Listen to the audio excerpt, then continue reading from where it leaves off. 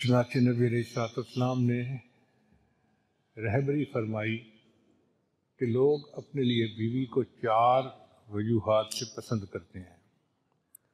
سب سے پہلی وجہ اس کے حسن و جمال کی وجہ سے۔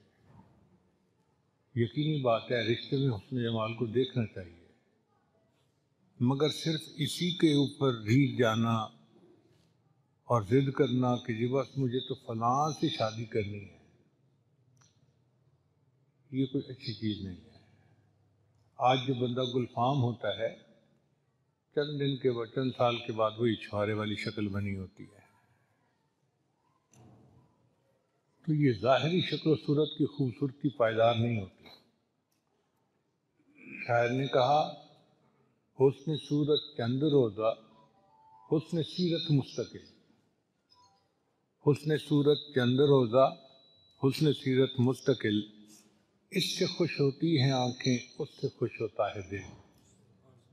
تو ظاہری حسن جمال سے آنکھیں خوش ہوتی ہیں اور سیرت کے حسن جمال سے انسان کا دل خوش ہوتا ہے۔ اس لیے صرف خوبصورتی کو کرائیٹیریا نہیں بنانا چاہیے۔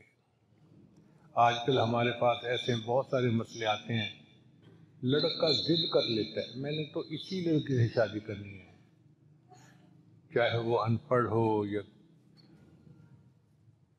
فسق و فجور میں پڑی ہوئی ہو، شکل پسند آ گئی جی میں نے یہی شادی کرنی ہے۔ تو نبی انسان نے فرمایا کہ حسن ظاہر کے اوپر نہ جاؤ بلکہ حسن باطن کو دیکھو۔ پھر دوسرا کرائیٹیریا ہوتا ہے کسی کے مال پیسے کو دیکھنا۔ آج کل نوجوان لڑکے اس چیز کو بہت دیکھتے ہیں کہ ایسی جگہ شادی کریں جہاں جہیز زیادہ ملے گا، گاڑی ملے گی، یہ ملے گا، وہ ملے گا۔ یہ مال جو ہے نا، یہ ڈھلتی چھاؤں ہے، اس پہ بھروسہ نہیں کرنا چاہیے۔ مال کا کیا بھروسہ، صبح انسان امیر ہوتا ہے، شام کو انسان فقیر ہوتا ہے۔ صبح انسان وزیر ہوتا ہے اور شام کو انسان اسیر ہوتا ہے۔ صبح کو وزیر اعظم، شام کو اسیر اعظم۔ صبح کو انسان صدر ہوتا ہے اور شام کے وقت ملک بدر ہوتا ہے۔ جو شاخ نازک پہ آشیانہ بنے گا ناپائیدار ہوگا۔ اس لیے مال و دولت کو بنیاد نہیں بنانا چاہیے۔ تیسری چیز ہے نسب اور خاندان کو دیکھنا چاہیے، مگر صرف اسی کو بنیاد بنا کے ضد کرنا کہ میں نے تو یہاں ہی شادی کرنی ہے، یہ بھی اچھا نہیں ہے۔ اگر لڑکی کی عادات اچھی نہ ہو بڑے خاندان کی تو کیا فائدہ، اونچی دکان، پھیکا پکوان۔ چوتھی چیز ہے کہ لڑکی کی نیکی دینداری کو دیکھنا۔ تو نبی علیہ السلام نے فرمایا کہ تم اپنے لیے بیوی کو تلاش کرو نیکی اور دینداری کی وجہ سے، اس لیے کہ جو نیک اور دیندار بچی ہوگی وہ کل کو ایک اچھی بیوی بنے گی، ایک اچھی ماں بنے گی، گھر کی ایک اچھی فرد بن کے زندگی گزارے گی۔ آنچل بھی نہیں سر کا سنبھالا جاتا، جس سے آنچل بھی نہیں سر کا سنبھالا جاتا، اس سے کیا خاص تیرے گھر کی حفاظت ہوگی۔ جو دوپٹے کی تو حفاظت کر نہیں سکتی، وہ گھر کی کیا حفاظت کرے گی۔ اس لیے رشتوں کو تلاش کرنے میں سب سے پہلے دین کو دیکھنا چاہیے، اس کے بعد باقی چیزوں کو بھی دیکھنا چاہیے۔ دیکھیے اللہ کے پیارے حبیب صلی اللہ علیہ وسلم نے ہمیں کس حد تک رہبری فرمائی۔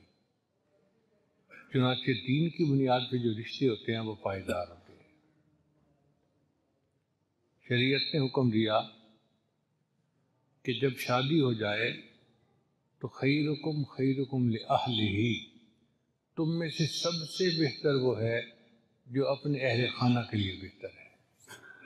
یعنی انسان کا اندازہ اس کی تجارت سے نہیں لگائیں گے کہ بڑا اچھا بندہ ہے، اس کے دوستوں سے نہیں لگائیں گے، اس بات سے لگائیں گے کہ گھر والوں کے ساتھ اس کا برتاؤ کیسا ہے۔ اگر اچھا برتاؤ ہے، گھر والوں کے لیے باعث رحمت بنا ہوا ہے، تو وہ ایک اچھا انسان ہے، اور جو گھر والوں کے لیے اچھا نہیں وہ اچھا انسان ہی نہیں۔ اور نبی صلی اللہ علیہ وسلم نے فرمایا انا خیرکم لأہلی، لوگوں میں تم میں سے سب سے زیادہ اپنے اہل خانہ کے لیے بہتر ہوں۔ چنانچہ شریعت یہ چاہتی ہے کہ جب شادی ہو جائے تو میاں بیوی خوب پیار محبت کی زندگی گزارے۔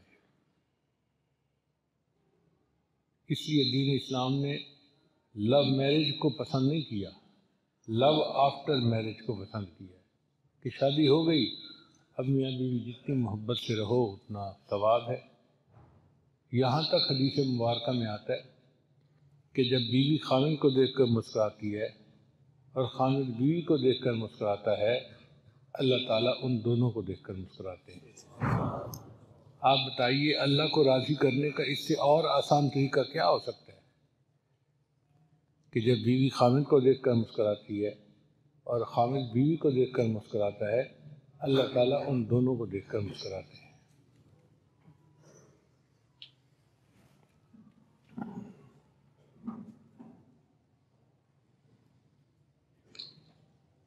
شادی کے بعد اچھی ازدواجی زندگی وہی بندہ گزار سکتا ہے جس کے اندر تحمل مزاجی ہو۔ کئی لوگ ہوتے ہیں نا بڑی تیز طبیعت کے، ذرا ذرا سی بات پہ فوراً ریئیکٹ کرتے ہیں، انسٹنٹینیسلی ریئیکٹ کر رہے ہوتے ہیں۔ ان کی ازدواجی زندگی میں ہمیشہ مشکلات ہوتی ہیں۔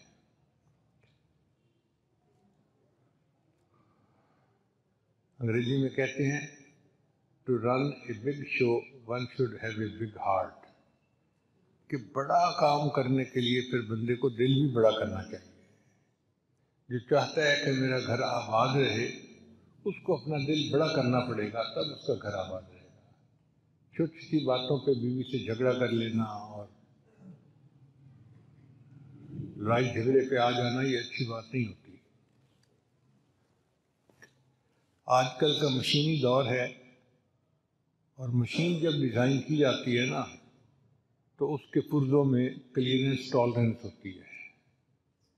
شافٹ کا سائز اگر اتنا ہے تو بیرنگ کا سائز اتنا ہوگا۔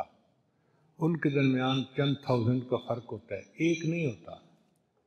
اگر کلیئرنس زیرو ہو جائے تو مشین جام ہو جائے گی، چلے گی نہیں۔ تو کچھ نہ کچھ کلیئرنس رکھنی پڑتی ہے۔ اسی طرح ازدواجی زندگی کا بھی یہی معاملہ ہے کہ میاں بیوی کی اچھی زندگی تب گزرتی ہے جب ایک دوسرے کے لیے ان کے دلوں میں محبت ہو اور وہ ایک دوسرے کی چھوٹی چھوٹی غلطیوں کو نظر انداز کر دیں۔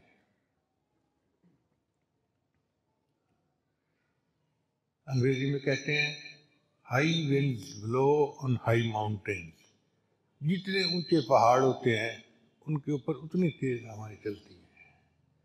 تو زندگی میں حالات اونچ نیچ ہوتی رہتی ہے، کبھی خوشی، کبھی غمی، کبھی صحت، کبھی بیماری۔ بعض لوگوں کو دیکھا ہے کہ وہ بالکل جو ہے نا وہ سخت مزاج کے ہوتے ہیں، گھر والوں کے لیے اذیت کا باعث بنتے ہیں۔ ایسا نہیں کرنا چاہیے۔ انسان اپنا دل بڑا رکھے، محبت پیار سے رہے اور کچھ مارجن رکھے۔ دیکھیں ٹرینیں دو طرح کی ہوتی ہیں، ایک کو کہتے ہیں پیسنجر ٹرین۔ یہ پیسنجر ٹرین جب چلتی ہے نا، ہر چھوٹے بڑے اسٹیشن کے اوپر کھڑی ہوتی جاتی ہے، چنانچہ 3 دن کے بعد جا کے منزل پہ پہنچتی ہے۔ جو بزنس مین لوگ ہوتے ہیں وہ پیسنجر ٹرین پہ چلنا پسند نہیں کرتے، وہ چاہتے ہیں کہ ہم ایکسپریس ٹرین پہ چلیں۔ کیوں؟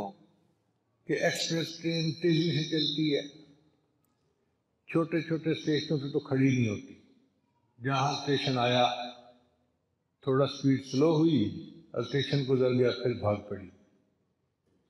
پھر بھاگتے بھاگتے کوئی بڑا اسٹیشن راستے میں آتا ہے تو کھڑی ہوتی ہے، ورنہ چلتی رہتی ہے۔ کم وقت میں منزل پہنچاتی ہے، لوگ زیادہ قیمت دے کے اس ایکسپریس ٹرین کے اوپر سفر کرنا پسند کرتے ہیں۔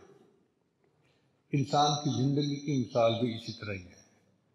بعض لوگوں کی ازدواجی زندگی ہوتی ہے پیسنجر ٹرین کی طرح، چھوٹی چھوٹی باتوں پہ میاں بیوی کے درمیان جھگڑا، تو نے مجھے کھانا گرم نہیں دیا، اس سے جھگڑا، میں نے کہا تھا کپڑے تیار کر دینا، اس میں 2 منٹ دیر کیوں ہو گئی، اس پہ جھگڑا۔ تو یہ معمولی باتیں ہیں،